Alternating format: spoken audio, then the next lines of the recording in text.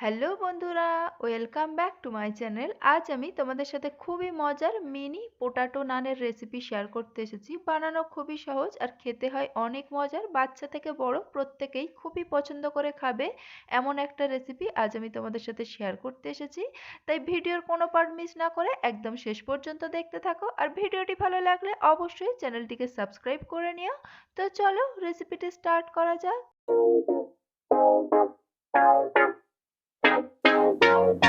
যেহেতু নান তৈরি করব তার জন্য একটা ময়দার ডো রেডি করে নিতে হবে। মিক্সিং বলে ময়দা নিয়ে নিয়েছি 2 কাপ, ড্রাই ইস্ট অ্যাড করেছি 1 টেবিল চামচ, চিনি অ্যাড করেছি 1 চা চামচ ও নুন অ্যাড করেছি হাফ চা চামচ। হাত দিয়ে প্রথমে শুকনো উপকরণগুলোকে ভালো করে মিক্স করে নিলাম। এরপরে এর মধ্যে আমি উষ্ণ গরম জল অ্যাড করলাম হাফ কাপ আর সাদা তেল অ্যাড করে দিলাম 1 টেবিল চামচ। হাত দিয়ে ভালো করে মেখে মেখে একটা সফট ডো রেডি করে নিচ্ছি আমি। তবে এখানে একটা কথা বলে দিই, তোমরা যদি চাও একবারে জলটা অ্যাড না করে অল্প অল্প করে প্রয়োজন মতো জল অ্যাড করে কিন্তু এই ডোটাকে রেডি করে নিতে পারো। তো এখানে আমার ডোটা রেডি হয়ে গিয়েছে। এবারে এটাকে চাপা দিয়ে গরম জায়গাতে রেখে দেবো 2 ঘন্টার জন্য, যাতে এটা ফুলে ডবল হয়ে যায়। আর ততক্ষণে এদিকে আমি পুরটা রেডি করে নিচ্ছি। তার জন্য ফ্রাইং প্যানের মধ্যে সরিষার তেল অ্যাড করে দিলাম 2 টেবিল চামচ। তেলটা গরম হতে গোটা জিরে অ্যাড করেছি 1 চা চামচ ও পেঁয়াজ কুচি অ্যাড করেছি 1/4 কাপ। পেঁয়াজটা একটু নরম হয়ে আসতে এর মধ্যে আমি আদা রসুন বাটা অ্যাড করলাম 1 চা চামচ, হলুদ গুঁড়ো 1 চা চামচ, লঙ্কা গুঁড়ো 1 চা চামচ, চিলি ফ্লেক্স 1 চা চামচ ও জিরে গুঁড়ো 1 চা চামচ। গুঁড়ো মশলা ও আদা রসুন বাটাটাকে একটু নেড়ে চেড়ে রান্না করে নিচ্ছি যাতে এর কাঁচা গন্ধটা চলে যায়। এবারে এর মধ্যে আমি সিদ্ধ করে ম্যাশ করা আলু অ্যাড করে দিলাম প্রায় 1.5 কাপ। আলুর সাথে বাকি উপকরণগুলোকে নেড়েচেড়ে ভালো করে মিক্স করে নিচ্ছি। এবারে এর মধ্যে আমি নুন অ্যাড করে দিলাম স্বাদ মতো, জোয়ান অ্যাড করলাম 1 চা চামচ, কাঁচা লঙ্কা কুচি 1 চা চামচ, গরম মশলা গুঁড়ো 1 চা চামচ ও 2 টেবিল চামচ চীনাবাদাম ভাজা এইভাবে একটু ছোট ছোট কুচি করে কেটে নিয়েছি বা ক্রাশ করে নিলেও চলবে, সেটাকে অ্যাড করে দিয়েছি। এবারে স্প্যাচুলা দিয়ে সবকিছু বেশ ভালো করে মিক্স করে নিতে হবে যাতে প্রত্যেকটা উপকরণ ইভেনলি ভালো মতো মিক্স হয়ে যায়। তো এখানে দেখো পুরটা আমার রেডি হয়ে গিয়েছে, সমস্ত উপকরণ ভালো মতো মিক্স হয়ে গিয়েছে। গ্যাসের ফ্লেম অফ করে এর মধ্যে আমি ধনেপাতা কুচি অ্যাড করে দিলাম 1 টেবিল চামচ। ধনেপাতা কুচিটাকে পুরের সাথে ভালো করে নেড়ে মিক্স করে নিলেই কিন্তু আলুর পুর একদম রেডি। এটাকে মিক্স করে সাইডে রেখে দেব যাতে পুরটা সম্পূর্ণ ঠান্ডা হয়ে যায়।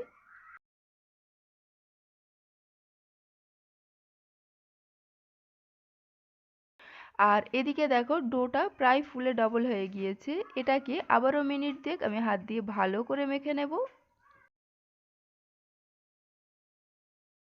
তো এখানে দেখো বন্ধুরা ডোটাকে ভালো করে মেখে ছোট ছোট লেচির আকারে কেটে নিয়েছি। এবারে এগুলো থেকে আমি পোটাটো নান রেডি করে নেব।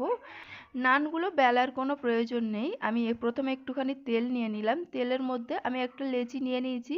হাত দিয়ে প্রেস করে করে এটাকে পাতলা করে নিয়ে এর মধ্যে আলুর পুর দিয়ে দিলাম। আর তারপরে দেখো এইভাবে হাত দিয়ে কিনারাগুলোকে টেনে টেনে এক জায়গাতে জড়ো করে নিচ্ছি, তাহলেই কিন্তু হয়ে যাবে। ভালো করে সিল করে আবারও হাত দিয়ে প্রেস করে করে আমি ছোট ছোট নানের শেপ দিয়ে নিলাম। আর তারপরে উপর থেকে অল্প করে একটু কালো জিরে ও সাদা তিল ছড়িয়ে আবারও হাত দিয়ে অল্প করে প্রেস করে দিলাম যাতে ওগুলো নানের উপরে বেশ ভালো মতো বসে যায়।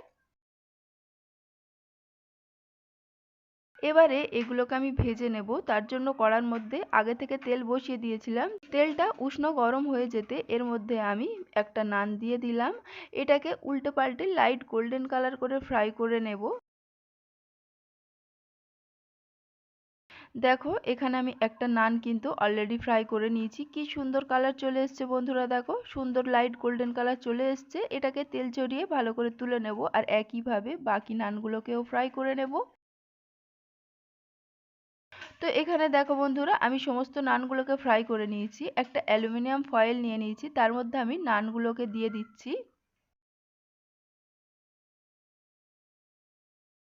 এবারে অ্যালুমিনিয়াম ফয়েলের সাহায্যে ভালো করে নানগুলোকে আমি চাপা দিয়ে দেব।